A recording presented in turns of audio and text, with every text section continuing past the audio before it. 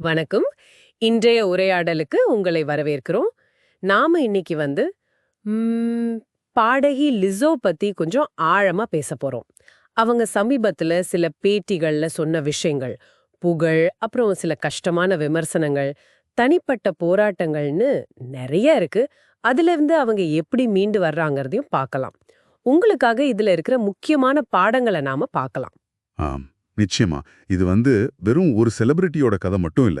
அவங்களோட மன உறுதி, தன்னை தானே எப்படி புரிஞ்சுக்கிட்டாங்க, அப்புறம் என்ன சொல்றது, தனக்கு வந்த கஷ்டத்தையே எப்படி ஒரு கலையா மாத்துறாங்க, இதெல்லாம் பார்க்கலாம். குறிப்பா அந்த பொது பிம்பம் இருக்கு இல்லையா, அதுக்கும் அவங்களோட நிஜமான போராட்டத்துக்கும் நடுவுல எப்படி நிக்கிறாங்கன்னு பார்க்கலாம். சரி, அப்போ ஆரம்பிக்கலாமா? முதல்ல அவங்க சந்திச்ச அந்த பெரிய சர்ச்சை அத பத்தி சொல்லுங்களேன்.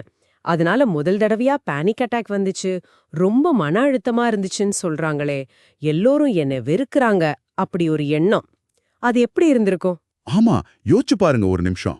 உலகமே உங்களுக்கு எதிரா இருக்கிற மாதிரி ஒரு ஃபீலிங். அது சாதாரண விஷயம் இல்ல, ரொம்ப தீவிரமா இருந்திருக்கு. ஆனா இதுல ஒரு முக்கியமான விஷயம் என்னன்னா, அந்த தனிமைப்படுத்தின நிலைமை இருக்குல்ல, அதுதான் அவங்கள கொஞ்சம் உள்ளுக்குள்ள பார்க்க வச்சிருக்கு. ஓ, ஆமாமா, அதையும் சொல்றாங்க.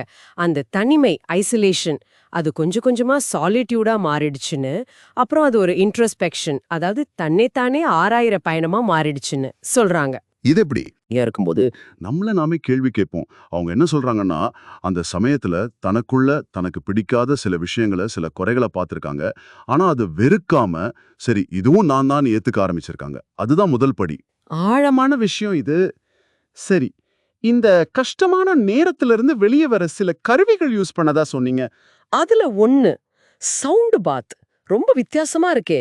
ஒரு பெரிய கிண்ணத்துக்குள்ள நின்னு சத்தம் கேட்ட மனநிலை மாறுமா? அது என்னது? ஆ, அது எனக்கும் புதுசா இருந்துச்சு. அவங்க சொல்றத பார்த்தா ஒரு பெரிய மெட்டல் கிண்ணம் மாதிரி. அதுக்குள்ள நின்னு அத ஒரு கருவியால தட்டும்போது ஒரு விதமான சவுண்டு, ஒரு வைப்ரேஷன் வருது. அவங்க என்ன ஃபீல் பண்ணாங்கன்னா, நம்ம உடம்பே அதிர்வுகளால ஆனது தானே. வெளியில இருந்து வர்ற அந்த நல்ல அதிர்வுகள் நம்ம மனசையும் உடம்பையும் சரி செய்யுதுன்னு அறிவியல் பூர்வமா அதுக்கு விளக்கம் இருக்கலாம். ஆனா அவங்களுக்கு அந்த ஒரு நாள்ல அந்த அனுபவம் மனசை மொத்தமா மாத்திருச்சுன்னு சொல்றாங்க. உடனடியா ஒரு மாற்றம். ம். இன்ட்ரெஸ்டிங். சவுண்ட் பாத் மாதிரியே இன்னொன்னு ஜோதிடம். அதே எப்படி உதவிச்சு? குறிப்பா அந்த ஹவுஸ் இயர்ஸ் பத்தி தெரிஞ்சுகிட்டது ஹெல்ப் பண்ணுச்சுன்னு சொல்றாங்களே, அது என்ன கான்செப்ட்? ஆமா. ஜோதிடத்துல இந்த ஹவுஸ் இயர்ஸ்ங்கிறது ஒவ்வொரு வருஷமும் நம்ம வாழ்க்கையில சில குறிப்பிட்ட விஷயங்கள் மேல கவனம் இருக்கணும்னு சொல்ற ஒரு முறை. அவங்க சொன்னதுபடி 2023ல அவங்க 12வது வீட்டு வருஷத்துல இருந்தாங்களாம்.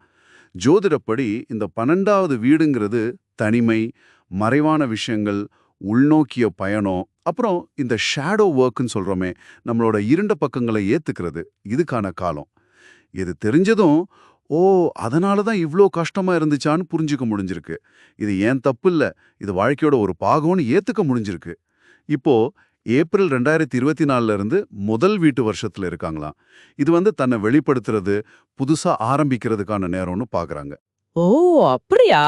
இந்த மாதிரி ஒரு புரிதல் கிடைச்சா அதுவே ஒரு பெரிய ஆறுதல் தானே. சரி, அடுத்து அவங்களோட புது ஆல்பம் வருதல்ல, லவ் இன் ரியல் லைஃப். அந்த பேர் எப்படி வந்துச்சுங்கிற கதையும் நல்லா இருந்துச்சு. தனிமையில இருந்து வெளியே ஒரு கான்சர்ட்டுக்கு போனப்போ அங்க கிடைச்ச அன்பு தான் உண்மையானதுன்னு உணர்ந்தாங்களாம். ஆனா அது ரொம்ப முக்கியமான ஒரு கட்டம் அவங்களுக்கு. இன்டர்நெட்ல வர்ற புகழ், லைக்ஸ், கமெண்ட்ஸ் இதெல்லாம் ஒரு மாதிரி மாய மாதிரி இல்லையா, நிஜம் கிடையாது. ஆனா நேர்ல மனுஷங்க நம்மள பாக்குற விதம், அவங்க காட்டுற அன்பு, ஒரு கூட்டம் நமக்காக கைத்தட்டுறது, அதுதான் உண்மையான அன்புன்னு அவங்களுக்கு புரிஞ்சிருக்கு. ஆன்லைன்ல கிடைக்கிறதை விட நிஜ வாழ்க்கையில ஒரு சின்ன புன்னகைக்கு சக்தி அதிகம்னு அவங்க அனுபவத்துல தெரிஞ்சுக்கிட்டாங்க. இது நமக்கும் ஒரு நல்ல பாடம் தானே. ஆமா, நிச்சயமா. அப்புறம் உடல் எடை பத்தியும் ஒரு புது பார்வை கிடைச்சிருக்குன்னு சொல்றாங்க.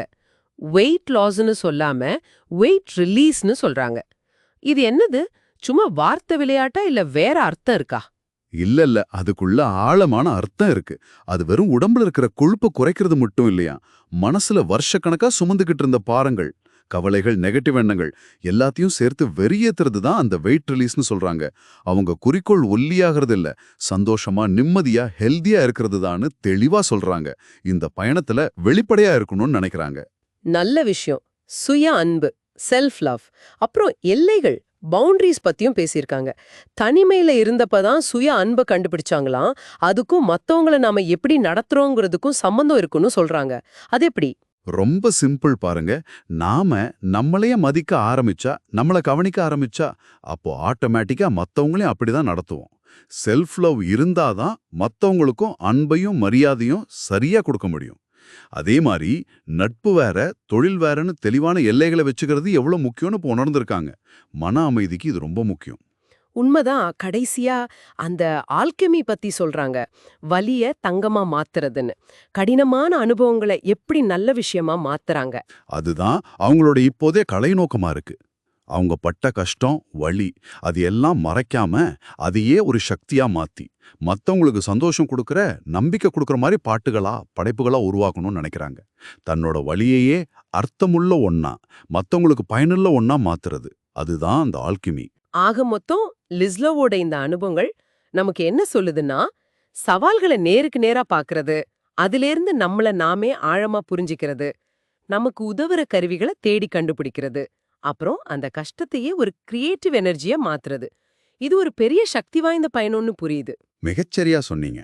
அவங்க அனுபவத்திலிருந்து நாம எடுத்துக்க வேண்டிய முக்கியமான பாடம் என்னன்னா, நம்மளோட உண்மையான நம்மள ஏத்துக்கிறது எவ்வளவு முக்கியம்.